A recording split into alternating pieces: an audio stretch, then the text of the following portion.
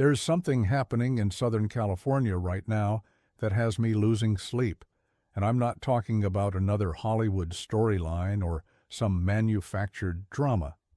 I'm talking about a 6'6" linebacker who's rewriting everything we thought we knew about playing the second level in modern football.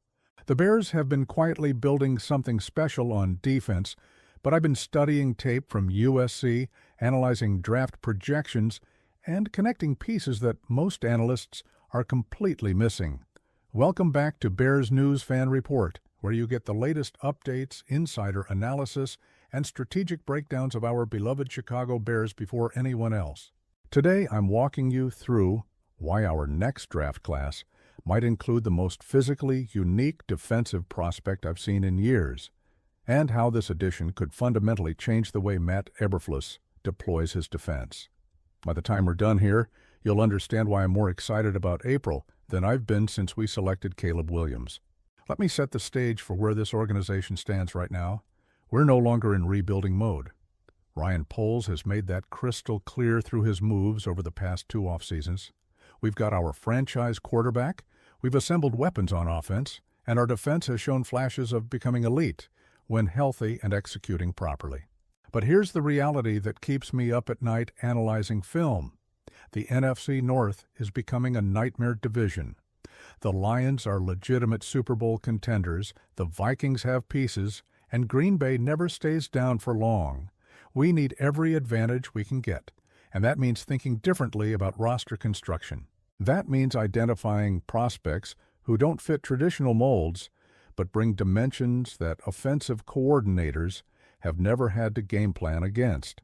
I've spent the last 3 weeks diving deep into the 2026 draft class, watching hundreds of snaps, talking to people who understand talent evaluation, and trying to project where Ryan Poles might take this roster next. The offensive line needs reinforcement at left tackle. We could use another edge rusher to complement Montez Sweat and generate consistent pressure. Secondary depth remains a priority with how pass-heavy this league has become. But there's one name that keeps jumping off my screen, one prospect whose physical profile is so unusual that I can't stop thinking about the possibilities. Eric Gentry out of USC. And before you dismiss this as just another late-round flyer, let me explain exactly why this matters more than you think. Gentry stands 6 feet 6 inches tall. I need you to really process that number. 6'6". At linebacker, that's not a typo, and that's not an exaggeration. To put this in perspective, most linebackers in the NFL range between 6 feet and 6'2". Roquan Smith is 6'1". Fred Warner is 6'3". Bobby Okereke, our own starting linebacker, is 6'1". Gentry is legitimately taller than some edge rushers and tight ends in this league. The last time we saw someone with this kind of length at the linebacker position was Charles Snowden coming out of Virginia a few years back, and while Snowden never became a star, the concept of what he could have been still haunts defensive coordinators who faced him in college. Now, before you think I'm just obsessed with measurables, let me explain what this height actually means on a football field. Modern NFL offenses run through tight ends and slot receivers more than ever before. Travis Kelce revolutionized what's possible from that position.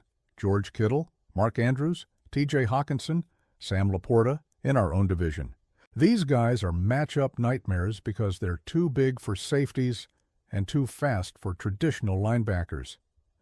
Coordinators are constantly searching for defenders who can match up with these athletes without sacrificing run defense or coverage ability elsewhere. Gentry's length allows him to impact passing lanes in ways normal linebackers simply cannot. His wingspan disrupts throwing windows. His height allows him to challenge catches that most second-level defenders can't reach. He's a walking disruption in the middle of the field. Let me take you deeper into how this fits what Matt Eberflus wants to do defensively. Our scheme relies on pattern matching and coverage, requiring linebackers to be intelligent and versatile. We play a lot of single high safety looks, which means our linebackers are often left one-on-one with running backs and tight ends in the passing game. Gentry's physical tools give him a massive advantage in those situations. He can literally reach over tight ends to knock down passes. He can wall off running backs in the flat better than almost anyone because his arms are so long. And here's the really exciting part. Because of his height, he can spy mobile quarterbacks while still being disruptive in passing lanes. Imagine having a defender who can contain Jared Goff's bootlegs, affect Jordan Love's scrambles, and still take away Sam Darnold's intermediate throws, all within the same defensive structure. I know some of you are thinking about concerns, and that's fair. Height at linebacker can mean struggles shedding blocks. Taller players sometimes have higher centers of gravity, making them vulnerable to cut blocks and misdirection. These are legitimate questions, and they're exactly why Gentry projects as a Day 3 selection rather than a premium pick. But here's my counter-argument. Ryan Poles has shown he's willing to take calculated risks on unique physical profiles if the scheme fit makes sense. He drafted Tariq Stevenson because he saw a versatile defensive back who could play multiple spots. He signed Tremaine Edmunds despite questions about his consistency because he valued the athletic ceiling. Gentry represents that same philosophy. You're not asking him to be Roquan Smith or Fred Warner. You're asking him to be a specialized weapon who creates problems offenses aren't built to solve. Let's talk about the draft strategy here because this is where it gets really interesting. Most projections have the Bears picking around 25 in the first round if the season ended today. We'll likely address offensive line early, probably tackle, to finally solidify that left side and protect Caleb Williams for the next decade. Round 2 and 3 should focus on edge rusher and secondary depth, positions where quality starters are essential in this conference. But by the time we get to round 6 and 7, we're looking for high-upside developmental pieces and special teams contributors. This is exactly where Gentry makes perfect sense. A 7th-round pick on a 6'6" linebacker with legitimate coverage ability and unique physical traits is the definition of smart drafting. The downside is minimal. The upside is massive. He'll contribute immediately on special teams, where his length is a weapon in punt and kick coverage. He can develop behind established starters like Okereke and Edmunds, learning Eberflus' system without pressure to start immediately. And if the light comes on, if he refines his technique and adds strength, you've potentially found a defensive chess piece that changes game plans. Offensive coordinators would have to account for him differently than any other linebacker in football. I also want to address the bigger picture of what this means for our competitive window.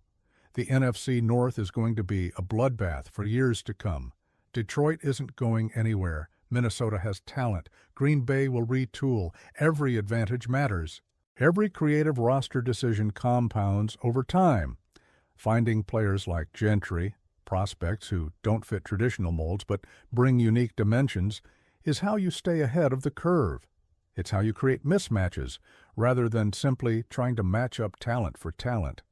And honestly, that's what excites me most about where Ryan Poles is taking this organization. He's not just copying what other teams do, he's thinking creatively about how to build a roster that presents problems nobody else is presenting. The USC connection also matters here. Caleb Williams came from that program. Our scouting staff has spent extensive time evaluating that roster over the past 2 years. They understand the culture Lincoln Riley built, they know the type of player that program produces, and they've got relationships with coaches who can provide genuine insight into character and work ethic. Gentry isn't some unknown commodity from a small school. He's played meaningful snaps in big games against elite competition. Our evaluation process on him will be thorough and informed. As we head toward April, I'm genuinely excited about the possibilities this draft class presents. Eric Gentry might not be a name casual fans recognize yet, but he represents exactly the kind of forward-thinking roster building that winning organizations embrace. He's a calculated risk with massive upside, a physical unicorn at a premium position, and a potential weapon that could give Matt Eberflus tools nobody else in this division possesses.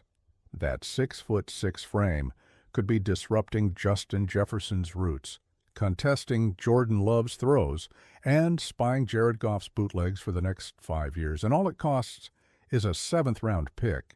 So here's my final analysis. If Ryan Poles takes Eric Gentry in the late rounds of this draft, I'm fully behind it. The physical profile is too unique to ignore, the scheme fit is too obvious to pass up, and the potential return on investment is too high to worry about the bust risk. This is how you build sustainable success in modern football. You take your premium picks on premium positions, and you get creative in the late rounds with high-upside athletes who bring dimensions nobody else has.